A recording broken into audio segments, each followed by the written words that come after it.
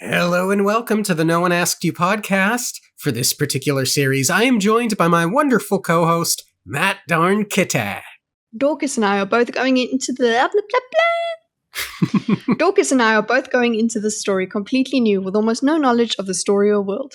Each segment will cover what happens in each new chapter while discussing our experience along the way. This is The Hero of Ages. It's all in the pages, a blind read-through, and today we are covering Chapter 55. Chapter 55!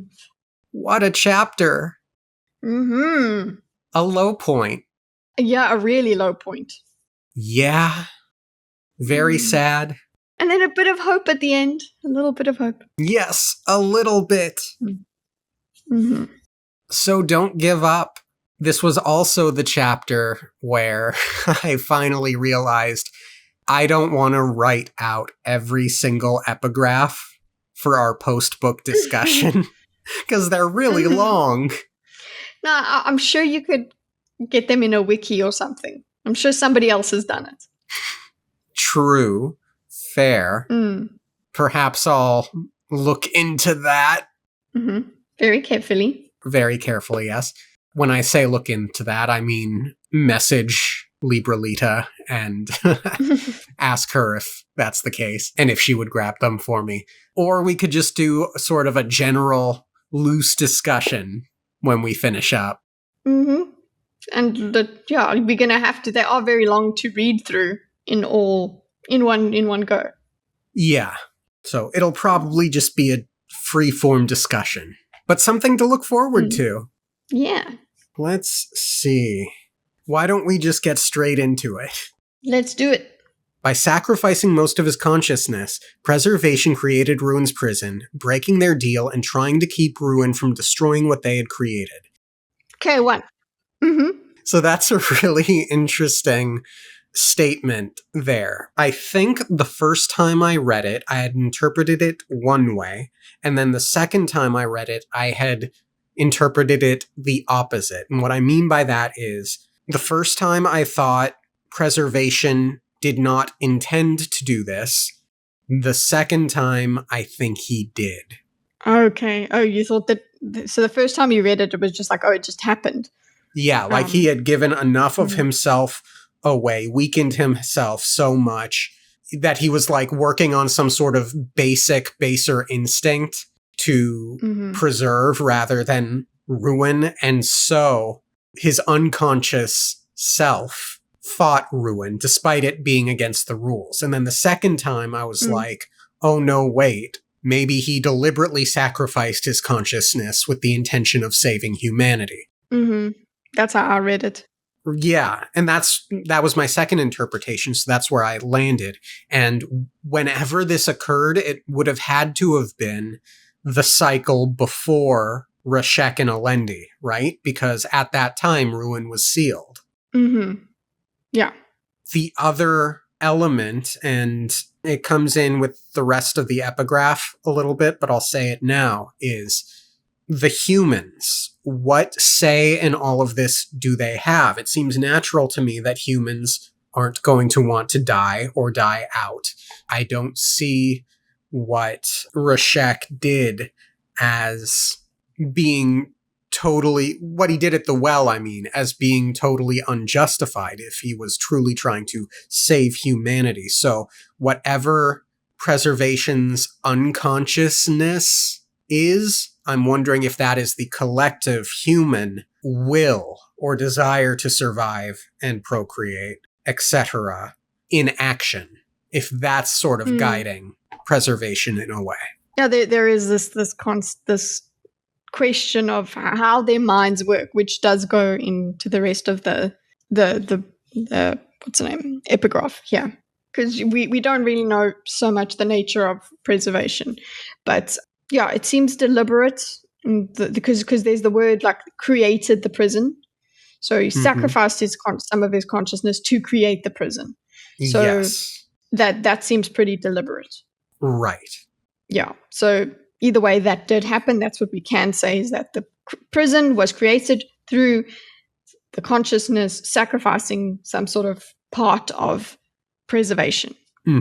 which then, as the epigraph will now say something about, it brings them into balance again. Because remember, before it was that they're not going to be in balance. He's going to let Ruin win, and that's why we have humans. Right. This event left their powers again nearly balanced. Ruin, imprisoned, only a trace of himself capable of leaking out. Preservation reduced to a mere wisp of what he once was, barely capable of thought and action. One that explains why we've never had Preservation talking to anyone up until essentially this chapter that we've been made aware of.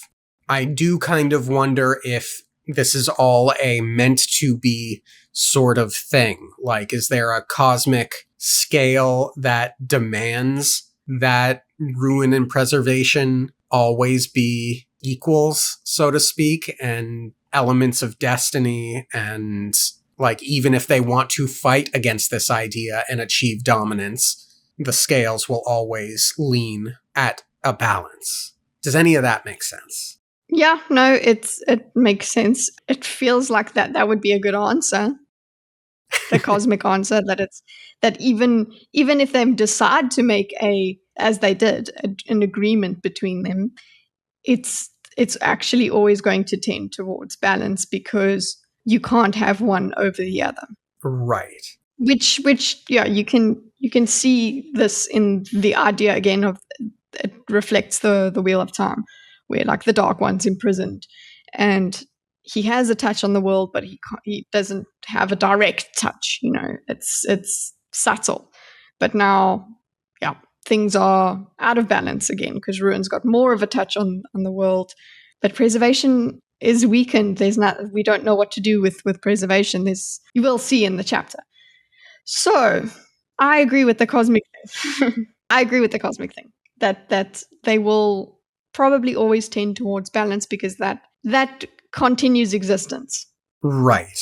Because what you had said about the Eye of the World, the thing that Jordan does to grant that sense of danger is create the Dark One's masterstroke. I mean, on a writing level. He's like, yes, there is this sort of wheel weaves and turns, and it always turns, and that's how it will always be kind of thing. But then he introduces this 1% chance or whatever amount of, but that could be put to an end, right? And what I think I'm trying to articulate here is that not the case? Is there no Dark One's counterstroke in this world? Thus, there will always be balance, regardless of what anyone really does. Well, at the moment, we're in a kind of counterstruck, because so it seems, Ruin is doing stuff. Except for the fact that at least I take the position that Ruin is trying to force the scales back to balance, which is, I guess, runs counter to what this epigraph is saying, because while he was imprisoned, there was a balance, but then there was an unbalance before that. I feel like this is a chicken and the egg thing. Yeah, well, no, it's they were in balance, and then they wanted to create. I suppose Ruin would want to create so he can destroy.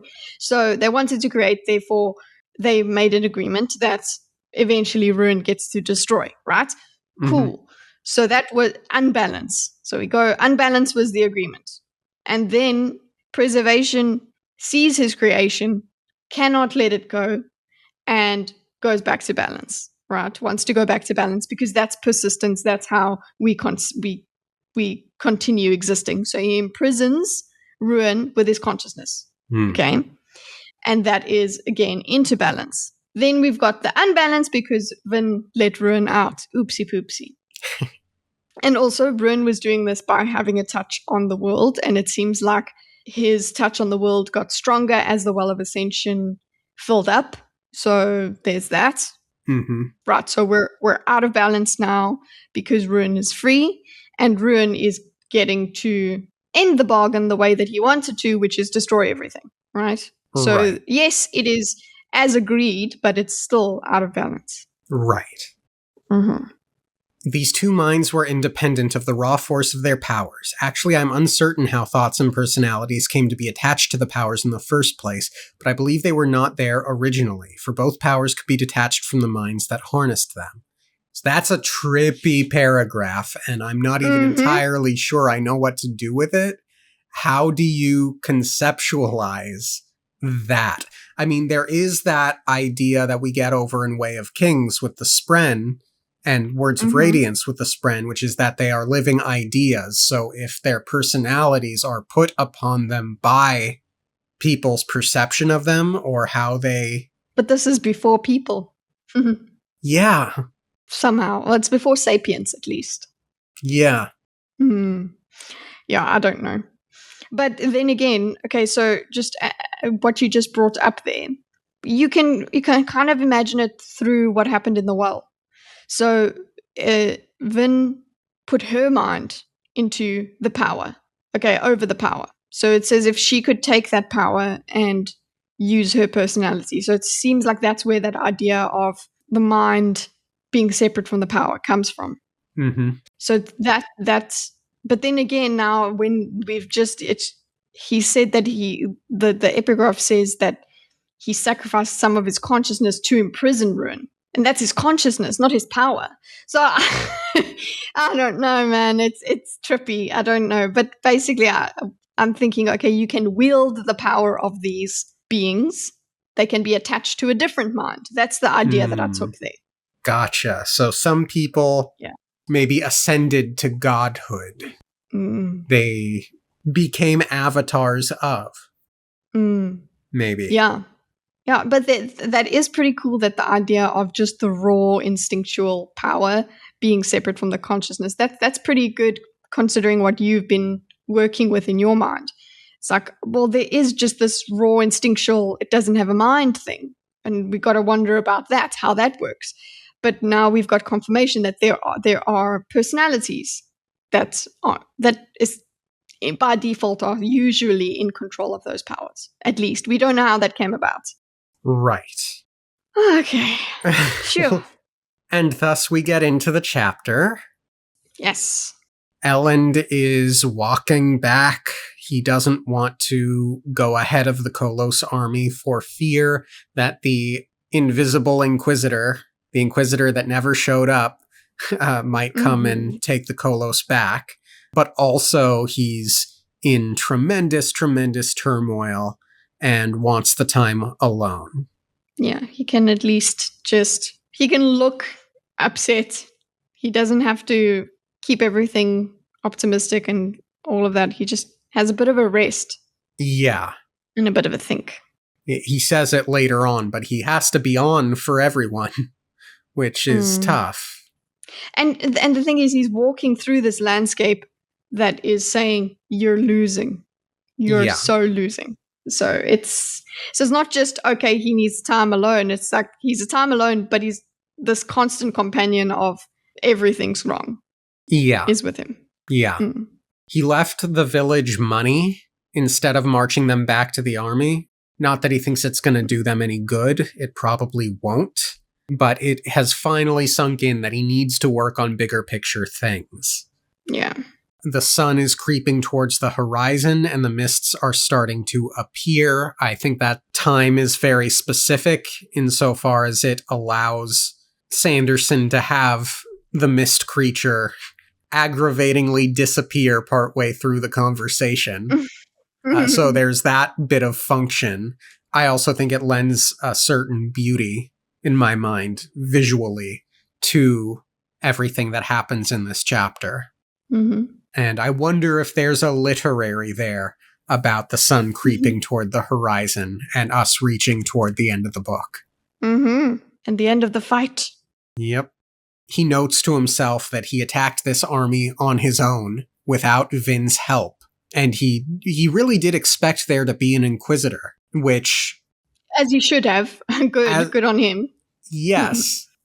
But I kind of feel like the reason there isn't is because Ruin wants him to have the Kolos, because he wants him to go and rescue Vin and stop Yeoman, which it's clear Preservation does not want. So we'll get into that discussion a little bit more later, but I think that's why, is Ruin wants this to happen. Yeah. He also thinks that Kelsier had a hell of a time beating 1. Vin killed 3. they took them on together, but she was the one who killed each one. And I got a little mad at Elend there. I feel like he's devaluing himself a bit. Yeah, come on. Like, there is a big difference. Having two Mistborn fight an Inquisitor makes a good chance of the kill happening. She's just the one that finished the kill. Yeah, sure. Yeah. But it was not possible without him. You were there. You got the assist. Mm-hmm. You made it safer for Vin to do that. You get some share of credit. And you're not just, you helped a little. Like, no, you're integral, okay? Yeah. So then we get this paragraph. He didn't begrudge her the abilities she had, but he did feel occasional glimmers of envy. That amused him. It had never bothered him when he'd been an ordinary man, but now that he was Mistborn too, he found himself coveting her skill. I wrote, I think this is okay. Yes. Yeah. So I feel like there are people who might approach that with a disingenuous idea that this is some form of toxic masculinity, or like he might have trouble with Vin being the more powerful of the two. Mm-hmm. That he finds it threatening or something like that. And I don't think... Yeah, powerful woman is bad. Yeah, no. Yeah, and I don't think any of that is the case. I think it's entirely normal and natural to want to, for men at least, to feel like you can protect your partner in the way that Vin has been protecting him. And it's one thing to understand that at one point she was like in a league all her own. Like if you're in two entirely different career paths, it's like, yeah, there's not much I can do in your world to help you because it's so foreign to me. There's not much I can add. Editor Dorkus here to add in a clarification because to my recollection, I was not at all clear during this portion of the discussion. If you can't fly, then you're not going to be concerned with being the best that you can possibly be at flying. And then suddenly Elend discovers, oh, I can fly. My partner is like the best at being able to fly. I want to be the best that I can be too. And she's sort of that bar. She's transparently what we aspire to be like. Now that I am in this category, I don't want to feel like I'm less than anything that I can be, that I'm not living up to my full potential. That's the concept I was trying to articulate throughout all of this. Thanks. Back to the episode. When you feel like there's no real practical reality in which you would be able to do the things your partner can do, there isn't some sort of drive to try and meet that person at that level. Yeah, because it's just impossible. So it doesn't make sense. Right. But now that that option is open, you want to feel like your partner's equal. Yeah, and I don't even think it's about being an equal. Okay, it's not all about being an equal as well. It's just about wanting to be the best at what you can do, at what you are able to do. Okay, so yeah, you have if a nothing skill else and you for want yourself. to be the best. Yeah, if nothing else. But I think there's a whole lot of it. There's a whole lot of elements wrapped into this. It's the idea. Okay, well now I have Mistborn capabilities. Okay, I have. Mm-hmm. There's a certain power scale or whatever. I can go. I need that competence because that's a good thing. Having competence in the world is a good thing. And it's a good thing for those I protect. Yes, it's a good thing for me, but it's just good for anyone that is connected to me. So of course you're going to want to be the best. And when you see your partner or anyone for that matter, it doesn't have to be because it's his partner. If you see anyone that's better, you want to be like that because you're like, hey, that's possible. I can live up to that. And then I'll be able to do so much more and, get towards my goals a lot easier. Yeah, there's admiration and aspiration. And then the negative of that is greed and envy. Mm-hmm. Going back to what I was saying about people approaching it through through a disingenuous lens, it's okay for people to feel envy. Well, he acknowledges that he does covet the thing. So he does have envy. He's envious of it. But that's not, he doesn't like it. But he did say he doesn't begrudge her powers. It's not, oh, well, Vin needs to come down to my level. She's too powerful. It's, I need to be at that level. I want to be at that level. Not because Vin is too powerful for me and I'm scared, but because I want to be like her. It's still aspiration. So aspiration can still lead to that envy, but that envy in this case, I don't think it's hateful towards Vin or begrudging. It's not. He literally states it's not. It's not, Yeah. oh, well, I'm the man. I need to be more powerful. It's, I would like to be that powerful. It has nothing to do with, you know, I'm the man and she needs to be weaker than me. It's not that. Right. So it's okay. That's basically the point that both of us are making, is that it makes so much sense, and he's very self-aware about it. Yeah, it's natural because and he's not being angry at Vin for it either. He's not taking it out on her. That would be toxic. Yeah, and there is also the element of, he seems to think the world of Vin, thinks that she can save the world, and it's like, yeah, he too wants to be able to save the world. I don't know. Anyway, despite her power, she was captured. Yeah, she's fallible, Elend. Like, I know you think that she's amazing, but she's human. Yeah, and he feels like there's this wrongness that she's captured rather than him. Mm-hmm. Despite all of his power, he can't free her, the woman he loves. And I'm calling it now. I'll mention it later. Do it, call it, come on. No, I'll say it later when the creature points south or wherever it is he's pointing. Point being, he's very worried about Vin and he feels powerless. Mm-hmm. Even though he knew they were playing a high stakes game, he never really felt like he would lose Vin. She always got out, she survived, but what if this time she didn't? It's like, yeah, what did you think? In some ways, Elend is still very young. There's that idealistic. It's like, everything's fine. Everything's going to be fine until suddenly, no, things are not fine. And it's very easy to lean on this, oh, well, Vin's awesome and it'll be, because Vin has done amazing things. Like, let's not pretend she hasn't. So you look at that and you're like, you start to get kind of complacent or just take it for granted that she's there because she's infallible. He knows that she's not perfect, but at the same time, she's will always make it out, right? That's just it. And that's also cope. It's emotional cope because you don't want to consider the possibility that your partner can die.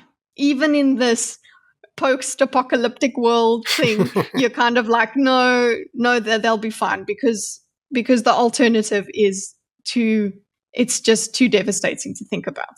Yeah.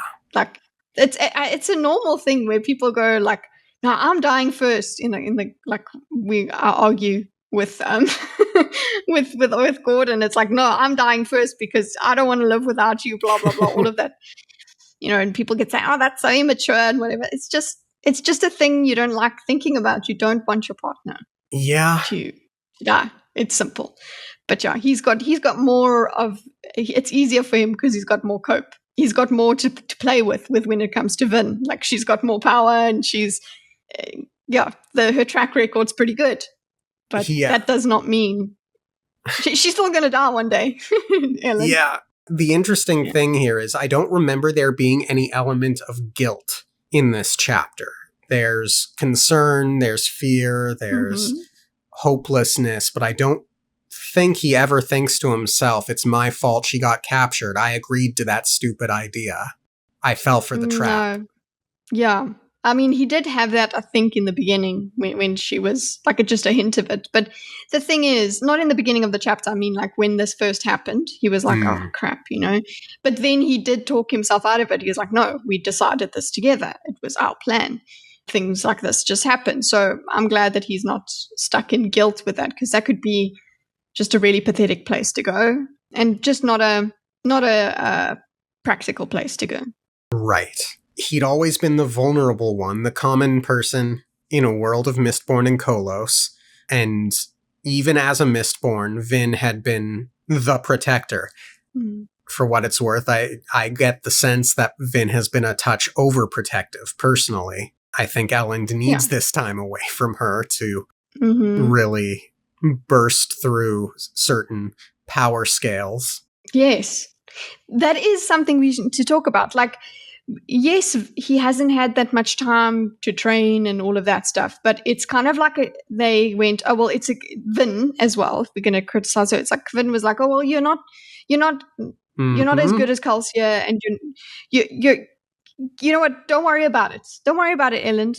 It's fine. I'll take care of it. Which Elend infantilizes himself. Vin infantilizes Elend. It can be rather frustrating. Yeah.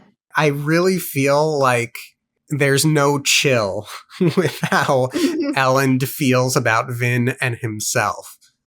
Especially highlighted in some of the passages later on in this chapter. Yeah. So yes, this, like you said, he needs this time alone to use his powers as well. Learn that he is actually a freaking powerful Allomancer. By the way, he's also special because he's an original. Okay, so he's very powerful, actually. Not just in the emotional Allomancy thing, that his manipulation and all of that, his ability, but he's stronger. He does actually have more power. It's, yes, he just doesn't have the instincts that Vin has, but you should be honing that, you know?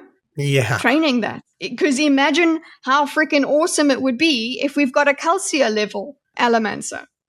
You know, a Calcia in terms of skill, in terms of strategy, in terms of thinking. So yeah, I'm with you on Vin sort of infantilizing him. It's like, I feel like she dismissed it, and she's been dismissive. Which, yeah, Dan, you can't do this, Elend. It's like, okay, he can't do it, but that's because we haven't taught him, or we haven't let him practice, or we haven't discussed how you do it either. It's kind of parallel with Spook, where it's like no one really gave him much of a chance, at least that we saw, to show his capabilities. Yeah, like Sazed's like, oh, how well does Spook actually fight? Which is like, hold on. Everyone in the crew should have a basic level of fighting, okay? We're crooks here, and we were fighting a war. So Sazed's out here not knowing whether Spook can fight, which means nobody considered, hey, we need to train Spook. Yep. And nobody noticed that Clubs was training Spook either. Like, but nobody prioritized it. That, hey, everybody needs a basic level of competency. And yes, your spy does need to be able to fight. Yeah. What do you think? 007 is just out there just doing psyops, but not doing anything else. Like, yeah. Yep. Anyway. The ash is up to his waist in places. Which is just something to behold in your mind. Like, what? How are we moving? And obviously with pewter and stuff, just how do you not just, there's things like seasonal depression, yeah, where the weather affects your mindset. Like, can you imagine this landscape? I imagine just swimming through the ash at this point.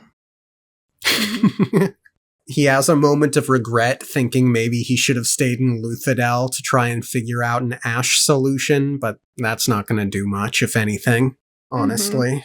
And he thinks it's a ridiculous idea, too. Then we get a red glow in the sky. He could only assume that the light to the east came from fire and lava rising out of the ash mounts. Again, that's very cinematic visuals for this low point in Elend's story.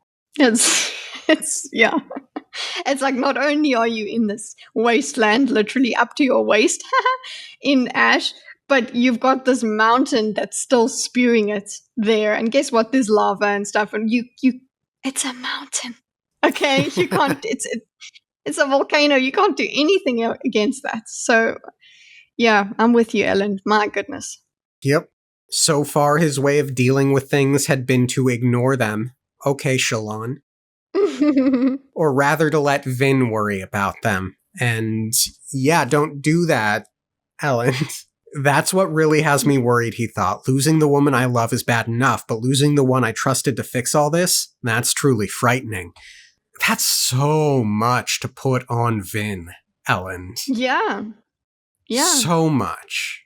Like, we talked about what may or may not be toxic masculinity earlier in this chapter. What do you call this? Toxic simpicity? Simpicity? Just that infantilizing that happens as well, because it's just, well, Vin will do it, but also that kind of idealized.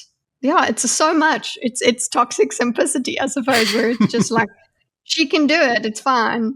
But, and you have, look, I know you had criticized him as well for always having this, like, oh, he's looking at the people, and we need to do strategies on the ground. But it's like, right, he still needs to dedicate some part of his thinking towards the bigger picture. It's true. He shouldn't have just left it to Vin, You can't. Why would you? Why would you leave the whole world to one person? And I don't know if Sanderson intended for it to come off this way or not, but it's like Vin kept saying, spend some time thinking about this math stuff. Please, I need you to. And he's just like, yeah, I'll get to it. Vin's like, I'm not good at this. I can't do this. Help me, Ellen. And yeah, and now they can't talk about it anyway. Yeah. Yeah, no, it's just like, she was there asking for help, my dude. Yeah, and you just were like, oh, I've got to. But also that's it is the word, which is just coping mechanism, because no, it's fine. I don't need to engage with Vin's questions and things like that, because I've got other stuff to do, because I can do it and I'll feel nice and capable doing stuff over here where the problem is a bit smaller. Like, it is the end of the world, yes, but it's more in front of me, So I have more answers about, okay, well, this is what we're going to do. This is where we're going to move the army. These are the crops we're going to try and grow, and this is where we're going to try and grow them. All nice and practical, whereas Vin's dealing with the mystery. And that's just not fun. That's hopeless. I don't want to go and think about that. But then Vin's over here doing that all by herself. Yeah. Well, I love him for noticing these things. Yes. It's very, very good. He certainly doesn't hide from the truth. Like, he's good at, like, slapping himself with sense sometimes.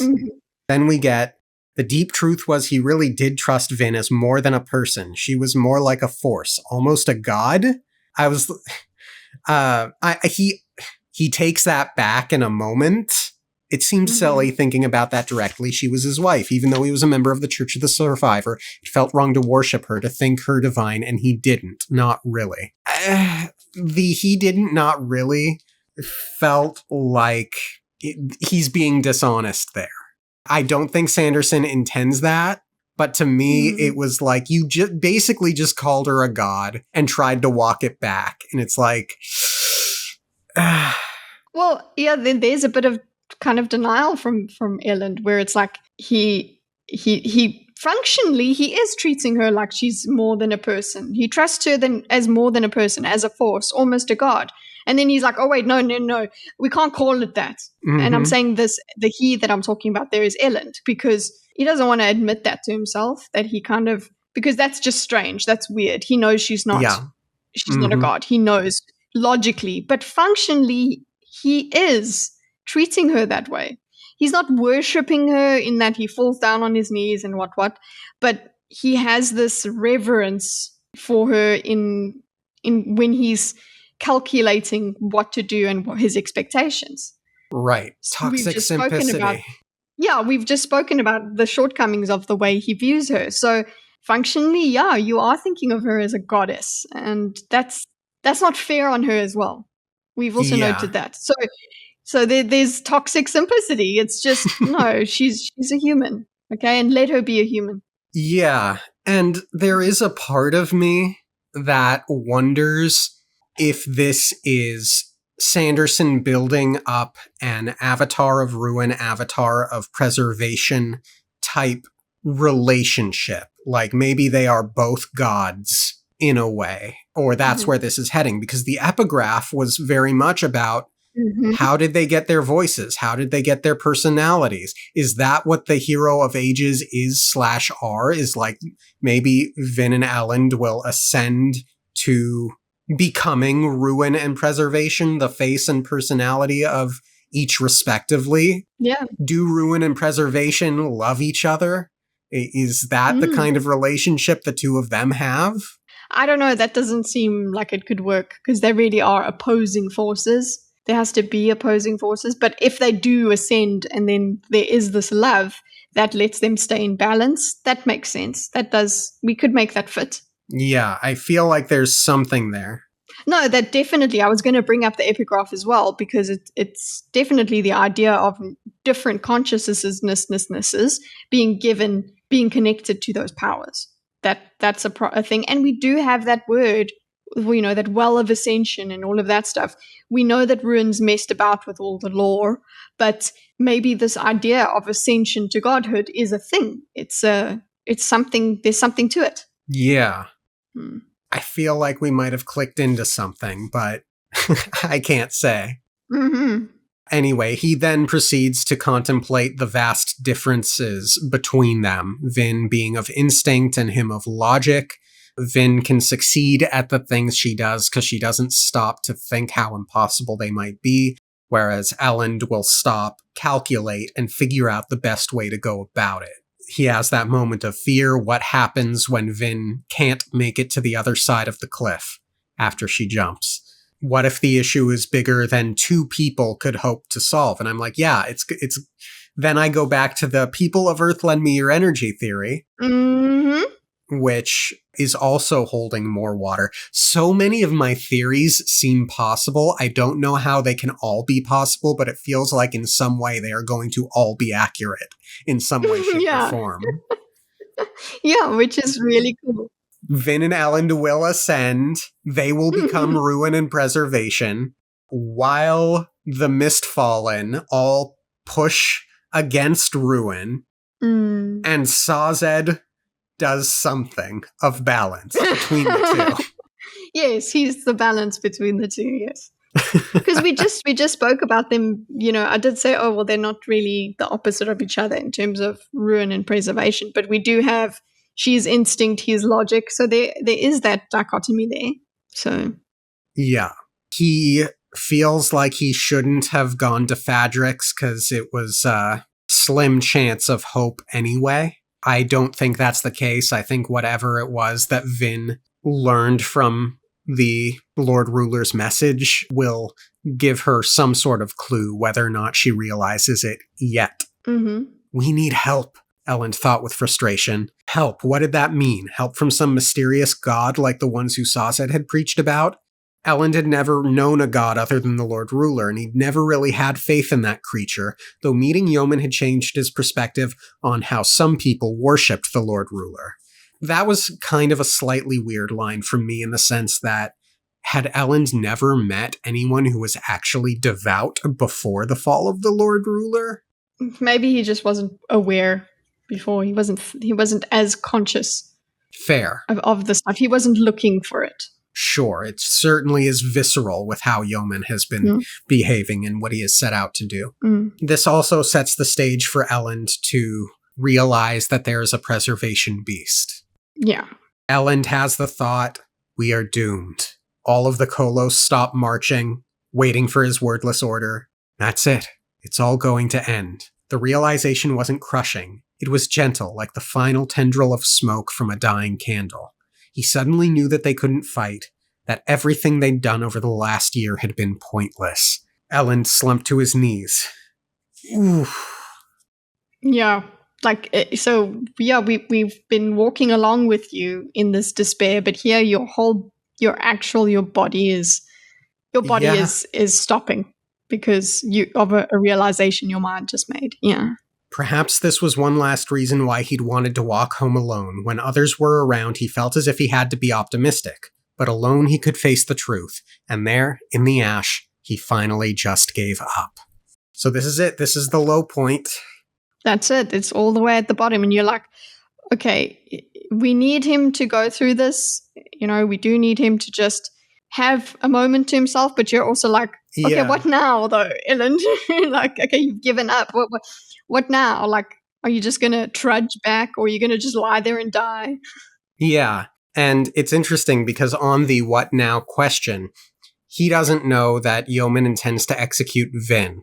So I imagine not as an actual course of action, but like, what are my options? Elend going to Yeoman and being like, give me Vin and we'll leave. I promise. And he doesn't know that Yeoman will be like, no, I'm killing Vin no matter what. This isn't just about the city. It's about justice against the Lord Ruler's killer. Yeah, but we'll get there. Someone knelt down beside him. I jokingly wrote to myself, is it Menace? Menace? Oh, yes, Menace from the beginning. I thought of a Kolos. Like, is there a human-ish Kolos? But yes, Menace from the beginning. That's pretty cool. Yeah. Yeah, that would have been weird. I wouldn't have liked it, but I appreciate it as a joke. Unless Menace ended up being some avatar of preservation, but no. Yeah. He's the hero of ages. He's the hero of ages. Menace is Hoyd. Elend has a jump scare because he wasn't expecting anyone to sit down next to him. Yeah. But he sees that it's the mist creature. It's in the figure of a man. He doesn't think, ultimately, that the mist creature is there to kill him. It's corporeal enough, it was able to stab him, but even that was done with the hope that Elend would be saved at the end of the day. Yeah, so it was a good thing. We understand why that was happening. Yes. And also, like, just at this point, if it's touching him on the shoulder, like, it could have just killed him. Yeah. It could have killed him. Why alert him to its presence?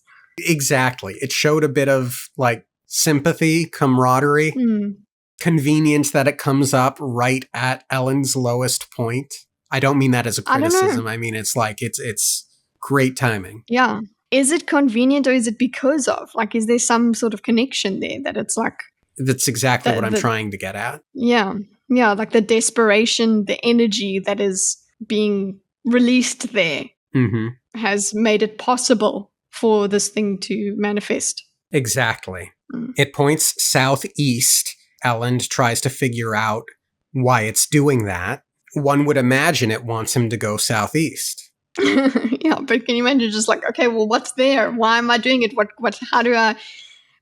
do I expect there? And all of that. What is there? You know, I understand you're going to ask more questions. Right. And I'm glad we're finally getting a conversation with the thing. Of sorts. Of sorts. Don't waste your questions, Elend. He asks it to write out some answers to communicate, and it writes out a bunch of threats. At this point, I was like, "Aw, what? What's going on here? That doesn't make sense." But yeah, I was just too in it to think, it's ruin. Like, I only thought about ruin when Elend did. See, I figured right off the bat that it would be ruin. Of course. Yeah, of course. I was just so in the moment that I didn't even think about it. Of course. But Elend has that thought as well. It can change your words, can't it? The other force. It can rewrite pieces of text on paper, so why not things scratched in ash?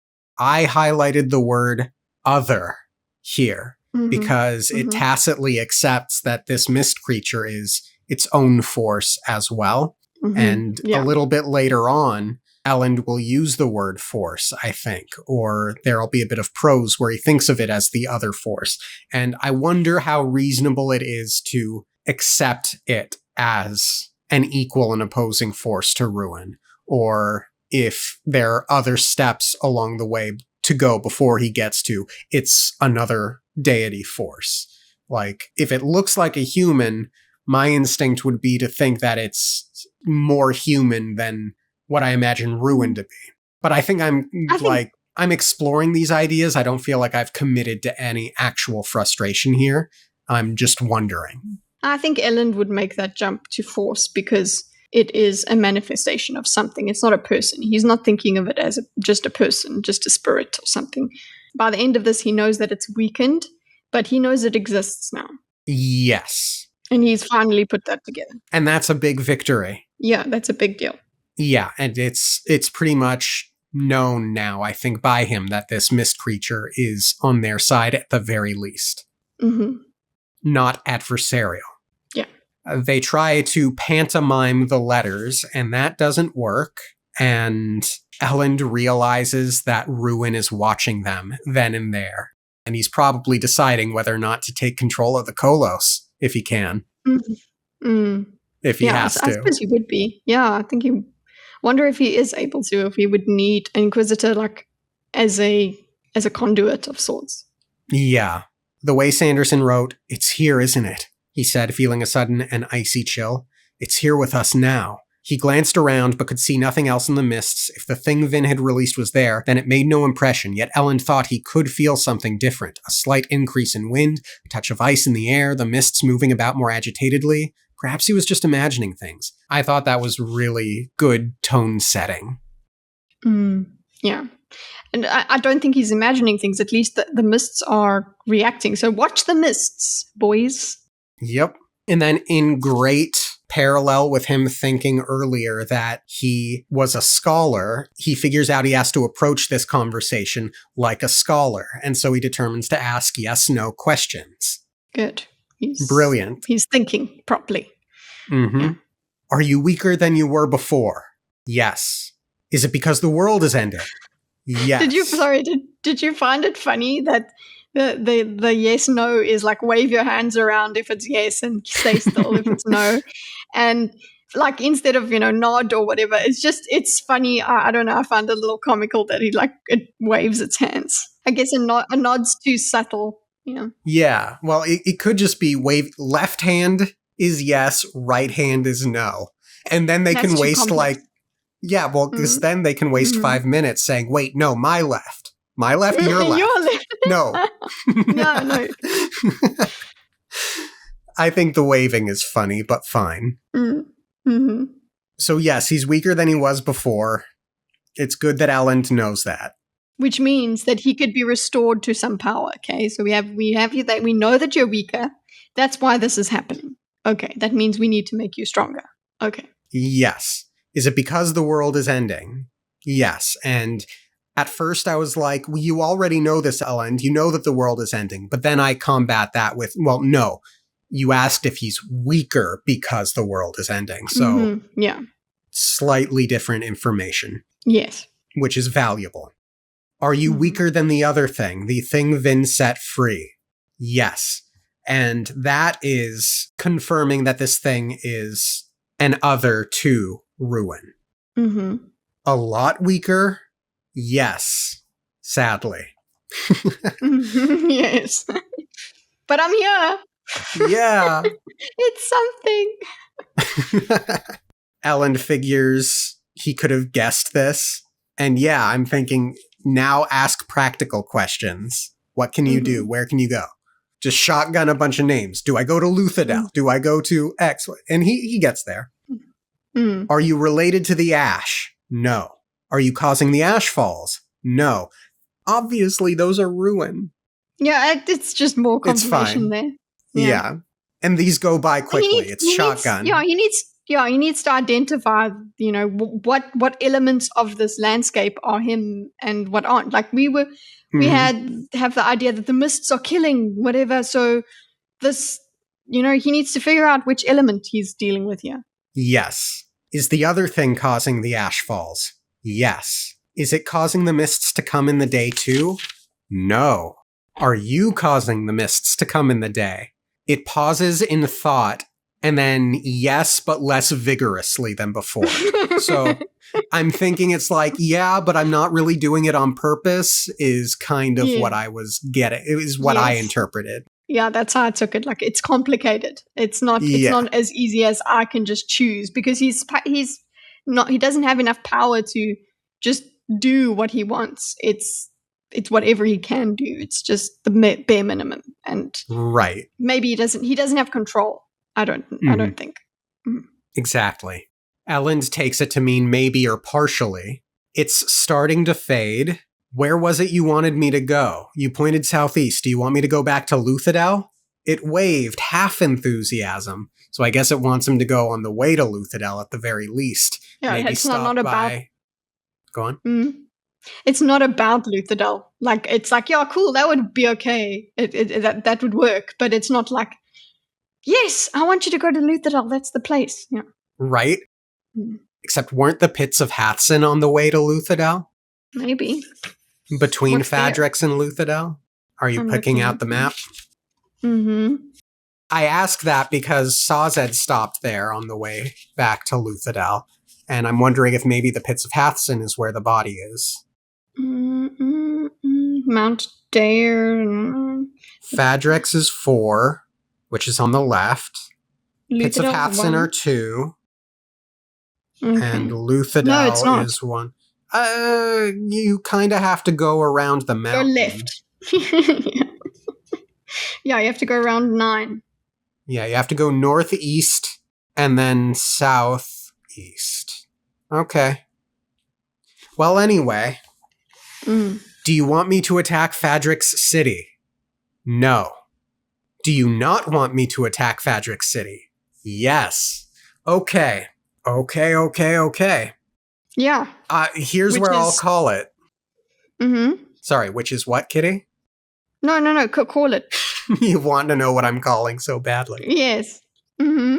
Elend is going to pick up his army and leave and head southeast and leave Vin. And Vin will be like, I trust Elend. I trust he figured something out about Ruin and he's going to take care of that.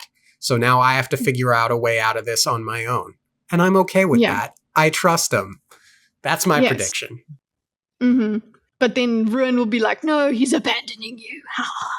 You know, but no, she'll be like, nice try, but yeah. I'm seeing that. And just that is against Ruin, because Ruin wants Yeoman to be stopped. Because Yeoman is preservation.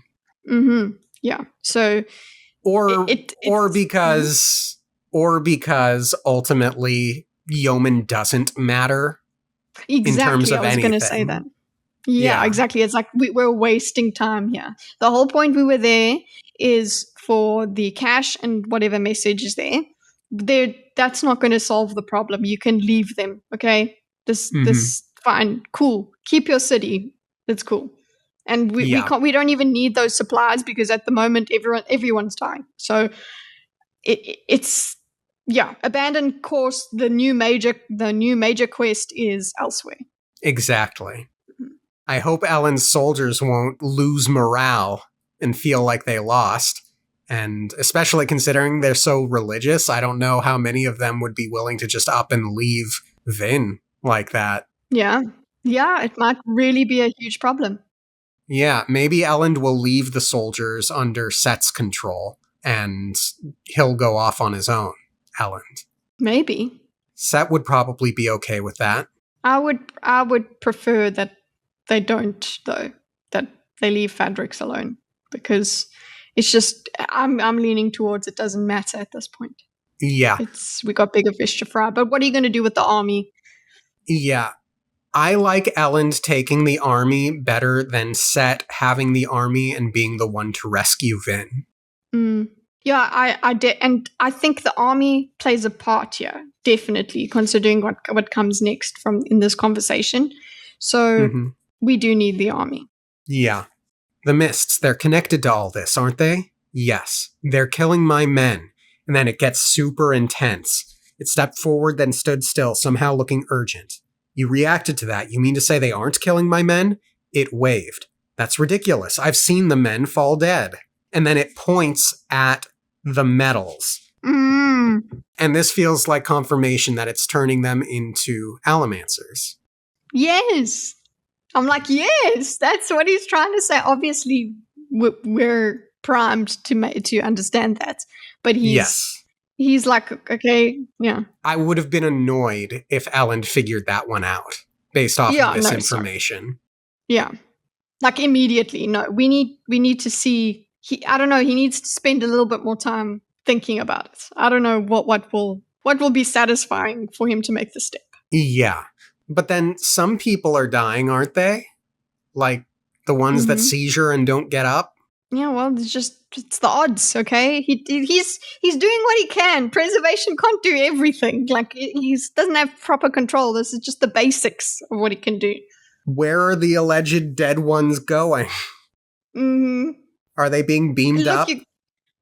you get more. No, the dead ones become Kolos. Come on, we got resources. And also, we are population controlling, okay? Yes. And then we get the most important question. Can we beat it? Can we survive? The creature gave a brief wave, not a vigorous one, but hesitant, uncertain. Yeah. So there's a pin needle of a chance. Of a hope. Yeah, of a chance. Perhaps I'm a skeptic. I think of the line, the Enterprise flies at the speed of plot. Mm-hmm. Of course there's a chance. If there's no chance, we wouldn't read, right? Right? Yeah. There has to be at least a slim chance, and that is a huge thing to think about. Like when it comes to certain kinds of writing where it's all subversive and whatever, and it's all the message is there's no hope and abandon all hope and all of that stuff, then we really have no reason to continue. Then we're just self-flagellating, and I'm not here for that. Right. That it's not a critique of this, it's an appreciation of story. Mm-hmm. So Ellen stands, he feels stronger. He doesn't think the Mist Spirit gave him any useful information, which I highly disagree with, but yes. Okay, Ellen. And he moves with more determination, and he has a bit of hope left. Yeah, 5 seconds ago, or 5 minutes ago, he was on his knees and gave up. And then now, just with this, bit of stimulus, he was like, oh, okay, cool, let's go. He's got something to do now. And he hopefully continues thinking about that information that wasn't supposedly useful. You know what I think my issue was with him immediately going to this is another force like ruin is I wish Ellen had asked, are you Kelsier? And then asked, are you like that thing that Vin released? I feel like that there would have been a middle step between there. And Ellen has every reason to wonder if it was Kelsier or not, considering the mythology around him. Mm-hmm. I think it's much ado about nothing. It's either way, it's fine and good. Mm-hmm. I just feel like it would have given it a little bit extra awesomeness, if that makes sense. Yeah, I can see that it would have been a bit more of a progression. But I think just because of the way we're thinking of ruin and preservation, it was smooth for me. I was like, yeah, of course he thinks that way.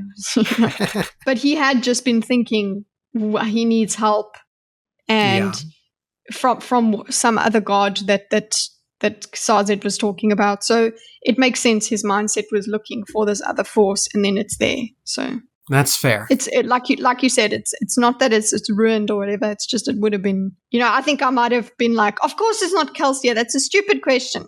So see, I disagree. Then you would have been like, he needs to confirm that. He needs to confirm it. Yeah, he does. And Kelsier's whole thing is, I am the mist. I am hope. Mm-hmm. So yeah. Anyway. I wonder what preservation thinks of Kelsier, because Kelsier doesn't seem to be of preservation, unless you twist it to preserving Ska life over. He's ruinous preservation. Yeah. Good chapter. Very good. Yeah, we're getting close to the next part, and I think things will start moving quickly soon. Yeah, the next part is called Trust, which goes along with your prediction that Vin's going to have to trust Ellen. Mm-hmm. Yes. Yeah. Anything else to say, Kitty? Like the video.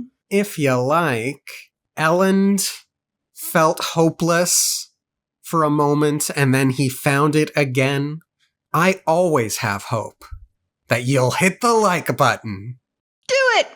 Thank you all for tuning in. Have a great rest of your week. Subscribe to That Darn Kitty if you get a chance, because she's got a great channel. Subscribe to this channel, because you know it's great. it would be greatly appreciated. And we'll see you next time. Okay, thanks, Okay, thanks, bye. bye.